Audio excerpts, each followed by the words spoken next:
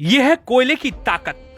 कोयला काला जरूर होता है, लेकिन जिसकी किस्मत में कोयले की कालिख पूत जाए, उसके घर में ऐसे ही नोटों की बारिश होती है। शुक्रवार की सुबह जब इस देव विला के लोग चैन की नींद सो रहे थे, बाहर मुसीबत ने दबे पांव दस्तक दी थी। जानते हैं उस मुसीबत का नाम क्या था? जी हाँ, ईडी। ईडी का नाम तो सुना ही होगा आपने। और जिस आलीशान देव विला के बाहर ईडी ने दस्तक दी थी, उस आलीशान देव विला के मालिक हैं एलवी सिंह। जगह है धनबाद। लेकिन दबे पांव आने से क्या होता है? वफादार तो वफादार होता है। इस विला का वफादार अपनी वफादारी चुकाने से नहीं चुका।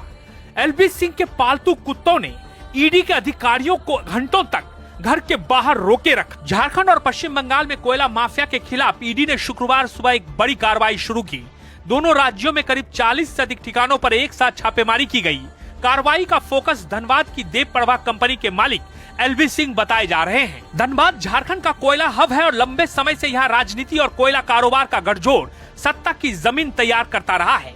इसी पृष्ठभूमि में एलवी सिंह का नाम हमेशा चर्चा में रहा। एलवी सिंह मूल रूप से यूपी के बलिया के रहने वाले हैं। एलवी ने खनन कारोबार में बढ़ती पकड़ के बाद राजनीतिक जमीन पर भी कदम रखे, खासकर भाजपा से नजदीकियां बढ़ाई। 2024 विधानसभा चुनाव के दौरान सिंह ने धनबाद सीट से भाजपा का टिकट पाने की जोरदार कोशिश की थी। टिकट के लिए रायशुमारी के दौरान उनके समर्थकों और भाजपा विधायक राज सिन्हा समर्थकों के बीच टकराव भी हो चुका है। हालांकि पार्टी ने टिकट राज सिन्हा को ही दिया। बाद में एलवी सिंह ने भाजपा प्रत्याशी को जिताने की अपील भी की।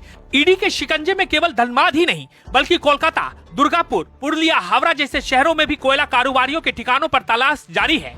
ईडी अवैध कोयला खनन, चोरी, तस्करी और मनी लॉन्ड्रिंग की जांच कर रही है। अवैध कोयले के रैकेट में भारी कैश फ्लो, नकली व्हीलिंग और राजनीतिक फंडिंग जैसी गतिविधियां सामने आई हैं। जांच एजेंसी इस बात की तह तक जाने की कोशिश कर रही है कि कोयले की कमाई का कितना हिस्सा राजनीति में निवेश हुआ है। विशेषज्ञ मानते हैं कि ये कार्रवाई सिर्फ माफिया नेटवर्क पर ही नहीं, बल्कि राजनीति और कोयला कारोबार के गठजोड़ पर भी बराबर है। इस गठजोड़ में कोल इंडिया और बीसीसीएल के अधिकारी भी शामिल हैं। ऐसे में यह कार्रवाई कई नेताओं और कारोबारियों की नींद उड़ाने वाली साबित हो सकती है। जिन लोगों के ठिकाने पर ईडी कार्रवाई कर रही है, उनमें कोयला कारोबारी नरेंद्र खड़का, अनिल गोयल, युधिष्ठिर घोष, कृष्ण मुरारी, कायल शामिल हैं।